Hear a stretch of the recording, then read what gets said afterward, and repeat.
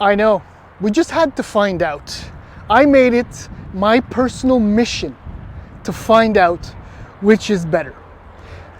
What I usually do in my videos is tell you that, you know, I front load the conclusion, and obviously the conclusion in this comparison review between an FL5 Type R and a new Integra Type S, Acura Integra Type S, is that if you can get one of these two, then you're a winner, and I am envious and jealous. In fact, if I had enough money, I would just buy both because they are that good.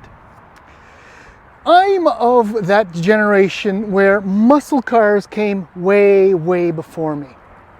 And though I do appreciate EVs today, there is one type of automobile that truly defines my generation, and I've said this in a previous video: sport compact cars.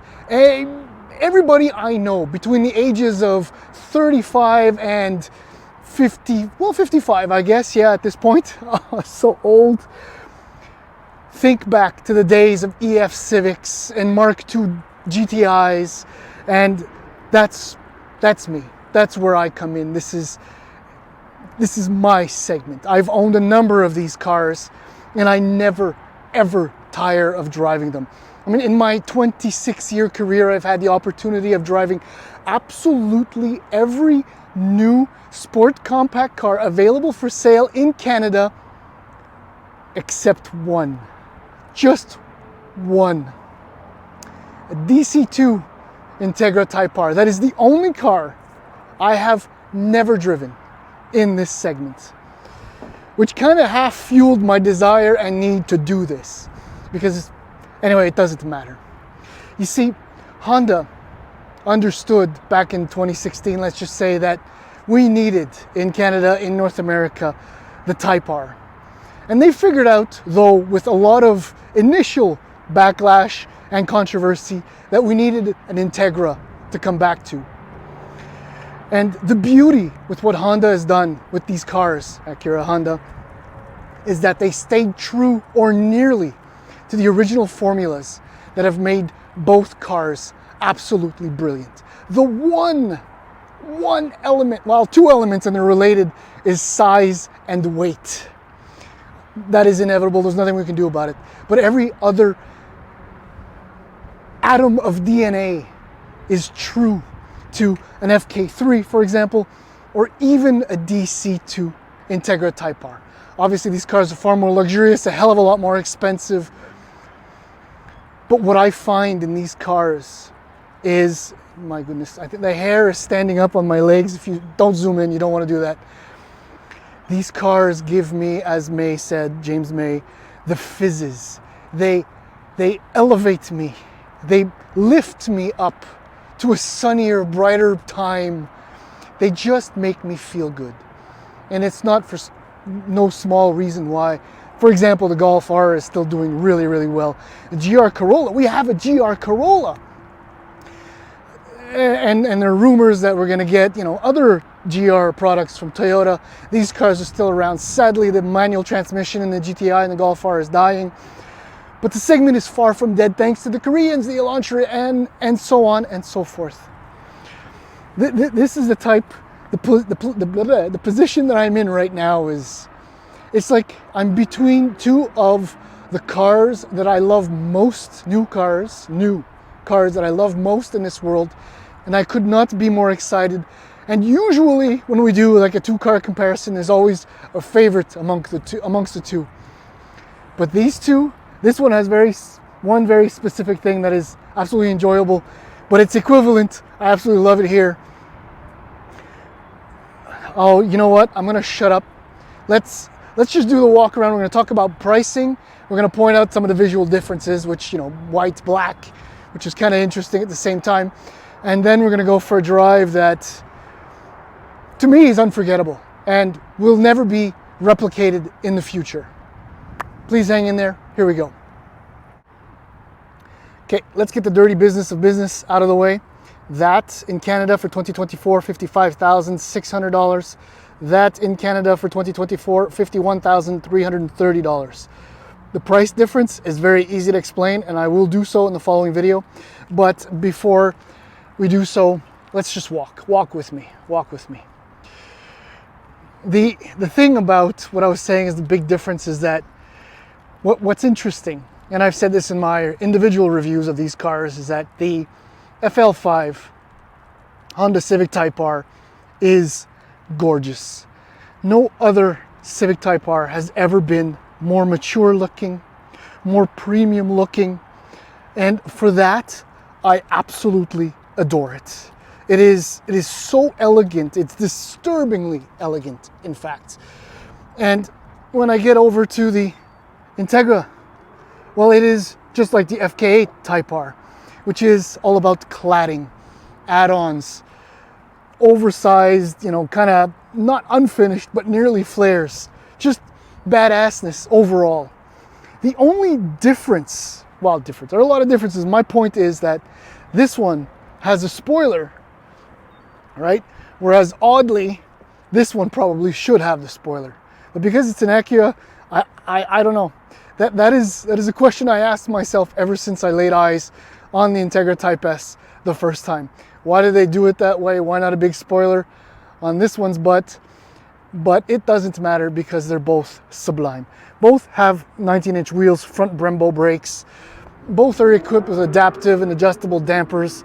Both have absolutely everything you want, including the triple exhaust tailpipes, which are a signature aspect of this car, or at least they were for the Type R. I mean, I don't know how many more laps we want to do.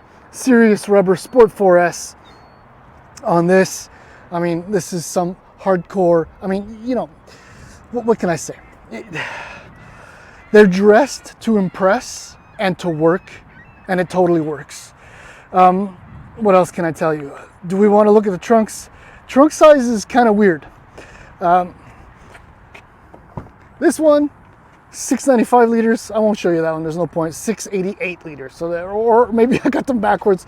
But for, you know what, 7 liters? Wow, I mathed. That's pretty cool. The beauty with these cars is that they will double as a family car. Always, because there's tons of room. Because it's based on the Civic, and the Civic is now gargantuan. Now here's one of the differences that explains the difference in price. Okay, we have these incredible sports seats. I don't know what else you want to call them, with manual adjustments. Whereas, swing with me, once we get into the Type S, well, you have, oh yeah, and in the Type R, you have suede but no leather. This, you have the leather and the suede, and you have the power adjustments. So that's a slight explanation for some of the pricing. Let's swing again back in the Type R. I don't know which one I prefer, honestly. I'm gonna make this quick, but the dashboard is absolutely gorgeous. Fit finish is fantastic. This is a slightly older Type R. You might recognize it. There are some changes. You get a USB-C port, as you do in the Integra Type S. So that's one of the visual differences, or kit differences, if you will. You have your drive modes here with the individual, gorgeous, just 3 pedals. I mean, I guess I can start it up. Make sure it's in neutral, as one does with your left hand. Your digital display, your 9-inch screen, both have a 9-inch screen. It's just, you know, wireless charging. Storage is always really impressive in these cars. And well, that's not necessarily what you want to see about this one, but let's go quickly and do the same little tour with the Type S. I won't show you the trunk, but always 4-seater in both cases. But even so, as you saw with the kids' seat, there's still plenty of room. Just slide on in. You know, obviously everything is very familiar. I am in neutral. One of the differences too that explains the price is you have heads-up display in here, which you don't have in the Type R. There's also an ELS, like 19-speaker audio system with a big sub in the trunk. Just fabulous. Oh, leather wrapped, so you don't get burnt completely in the middle of summer when you're shifting gears, as you would in the Type R. So points for that. I mean, I think the layout inside the Type S or the Integra is a little bit nicer, a little bit more personal. But they're both in the business of doing exactly what they were designed to do, and visibility is just fantastic in both cars. And you know, heated steering wheel too in this one. You know what? I'm going to stop right there, and we're going to go for a drive now. Just before we get in the car, you guys probably know what the output difference is between the two cars. You want an explanation? Very simple. You don't need actual specs, but you saw that. right? And here we go, fly all the way over here. And there you go, that explains it. Anyhow, without further ado, let's drive. Oh, you can't see it. Nah, you can't. Can you see it? No. Okay, sorry about that. I'm gonna start the driving portion of the Comparo review by saying that this is like trying to pick your favorite dessert between, I don't know, salted caramel, cookie dough, chocolate, and fudge maple cherry something or other ice cream. There's obviously no wrong answer. However, there is an answer. First, few things about the FL5 CTR and, well, which is spread ahead of me, the ITS, Integra Type S. 2-liter turbo, 4-cylinder engine, same mill in both cars. It's at 315 horsepower in this one, 6,500 RPM, 310 pound-feet of torque between 2,600 RPM and 4,000 RPM. Boost is just over 25 PSI. The key elements to both cars are that. So that's on, I just showed you, on 91 octane you get 315 and you get 320 HP in the Integra. So it's just an octane game. There's nothing really else going on. Both cars also share the same suspension, adaptive suspension setup that is adjustable with the dual axis front setup. So the important thing to notice with the dual axis is what it does is it separates the steering from the dampening, which is quite impressive. In fact, it's so good you don't notice how good it is until you look for your regular or usual points of comparison. You know, like car leans weird or lifts and you give it some steering input and it doesn't respond right away. And then you throw in the helical limited slip differential and essentially you have a street capable, track ready, or is that street ready, track capable, front wheel drive micro supercar. In short, I mean, both have Michelin Pilot Sport 4S tires on them, by the way. Okay, so yeah, that too. What I've done, because the two cars are so similar, we've actually measured tread depth on both cars. The pressure is the same in both. Yes, it's the same in both. The Type S has almost 18,000 kilometers, which is insane, but you know, testament to Honda doing what it does best. The tires are at 7/32 each.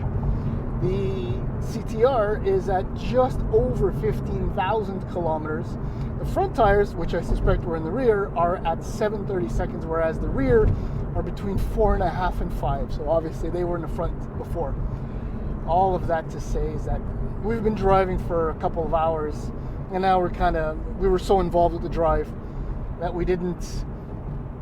I didn't bother to record anything because I was just so enthralled, so alive and connected with everything that was going on. But now as we're heading back to HQ, I figured I'm a little bit more relaxed so I can maybe be slightly more objective, probably not. But both cars have telepathic abilities and are tuned to the utmost perfection and efficiency when it comes to just driving performance. Seriously, I mean, I love the GR Corolla.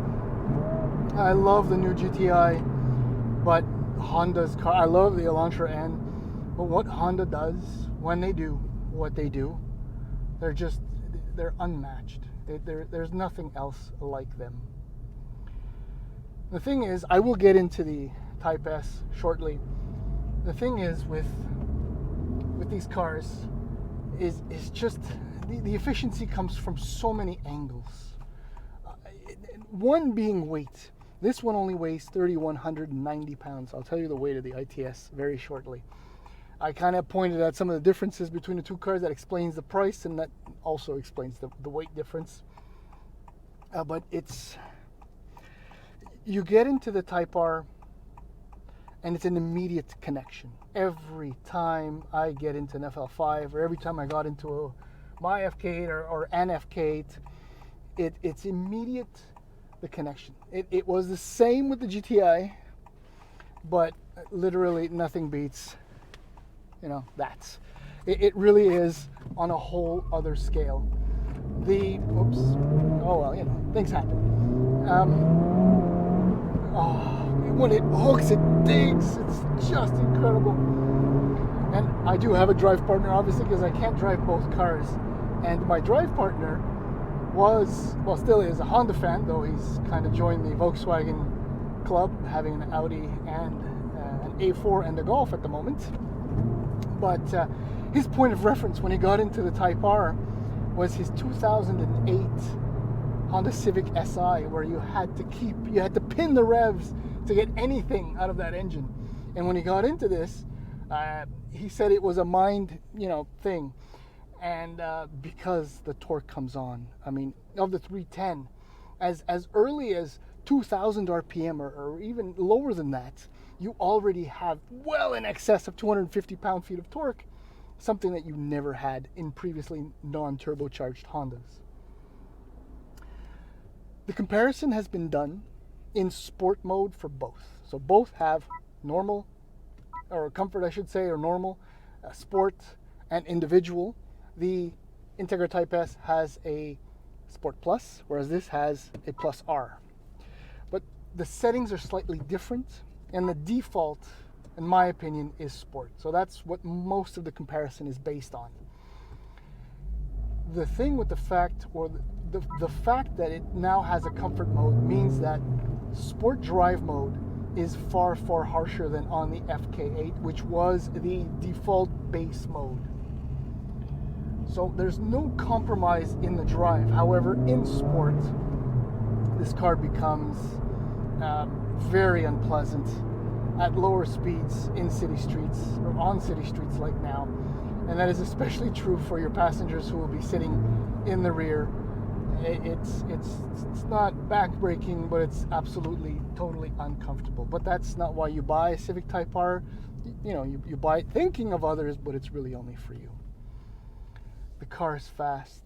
The car is efficient. The car is good. I mean, when I get into the Type S, I'll tell you a little bit more, but one of the major immediate differences are these things. Though lumbar support may be limited, the hugging, the bolsters on the sides are part and parcel of that immediate connection to this car. It is phenomenal. Anyhow, I will wrap this up in the Integra Type S. So the weight difference is of exactly 25 pounds. The 25 pound can be explained by, three things, essentially. No, two things, sorry. The seats, especially this one, power operated, unlike the manually operated ones in the Civic Type R, and a little bit of extra sound deadening. That's about it. So that 5 extra horsepower is, on paper or in theory, to maybe offset that to maintain to maintain the same level of overall performance, which they can. The biggest differences stem from the name or the badge on the car, Acura. It is, after all, a premium brand over Honda. Now, and my driving partner and I vehemently disagree on which of the two is the better car. I'm giving it away now, he thinks the Type R is the one. While I absolutely adore the Type R, I still prefer the Integra Type S because it's a little bit more refined. It has a little bit extra sound deadening. Compared to the Type R, and I told you what the mileage is in both cars, compared to the Type R, this feels like it's been tightened to 11.5, whereas the Civic Type R is tightened to 10 or 11. Everything seems just a little bit tighter. I mean, the shifter action in the Type R is a little bit heavier than in the ITS, but that's to do a little bit more with the built-in drivability that you are to expect in an Acura. And I, for one, absolutely appreciate and love that. Let me put it this way. I'm an old man. I'll tell you my age. I'm 48, okay? This car is for a 48-year-old. The Civic Type R is for a 28-year-old. This car can easily be driven as a 48-year-old or a 28-year-old, and is very happy being a 38-year-old, if that makes any sense whatsoever. This car is more tempered, a little bit easier to establish a connection to, a peaceful connection, not an overexcited, insane connection. But at the drop of the throttle, it'll act like a 28-year-old. The Civic Type R might be able to make it to 38, but will never make it to 48. This car's breadth of abilities or flexibility as a daily driver, as a commuter, is greater than that of the Type R. Both cars are absolutely super fizz-inducing. Hello, Golf R. That's the answer. I mean, that's one of the questions, right? Would I get Civic Type R? I'm going off script a little bit here, but if I had one car to choose, it would only come down to climate. If I lived snow belt slightly above and below, absolutely one of the two Hondas, more than likely the Type S. Above the snow belt, I'd have to go with the all-wheel drive Golf R, or turn into an 18-year-old and buy a GR Corolla, which I cannot get enough of. The tempered nature of this car is what really brings it together for me. But what Honda and Acura have done makes, for all intents and purposes, absolutely no sense. Because the Type R is achingly gorgeous, beautiful, substantial, chiseled, honed.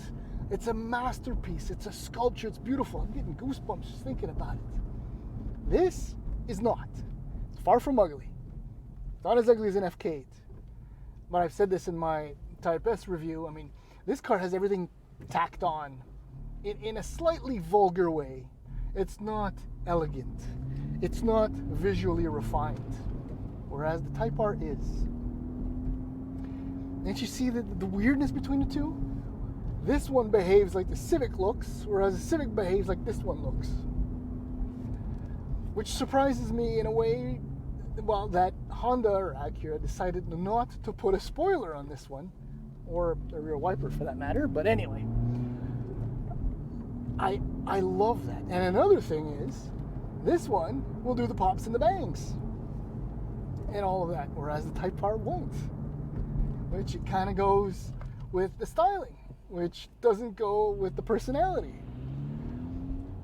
I think people over at Honda and Acura had an absolute blast putting this car together, or these cars together, and purposefully kind of jumbled up the ingredients and gave what you don't expect to one and what you don't expect to the other, and then, I don't know, mixed everything together.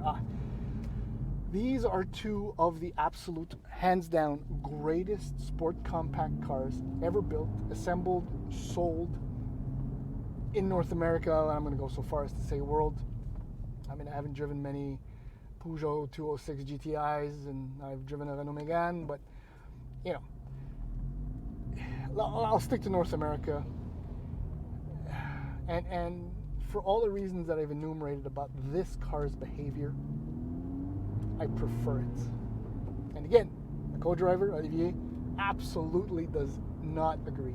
In his mind, I'm rambling, going on, but anyway, in his mind, if I'm buying this type of car, I want to be tossed around. I want the noises. I want the graininess, which you all get in this, but this has just a topmost layer has been kind of sanded down slightly with, 2000 grit, 2000 grit sandpaper. There's another big difference between the two. You don't need to sell a Civic Type R. In fact, you can't really buy one. The waiting times are immense. I mean, I called last year, or was it in 22? I think it was last year. I checked again, something like that, and you're about 2 years before you can get one. Whereas in the Greater Montreal area, dealers have Acura Type S inventory, which is ridiculous in my mind. But yeah, I'm going to conclude by saying that both cars, as I just said, are exceptional. 48-year-old and I appreciates this car for 48-year-old people who enjoy and love and thrive driving, the exercise that is. And the long ago buried 28-year-old can come out whenever he pleases.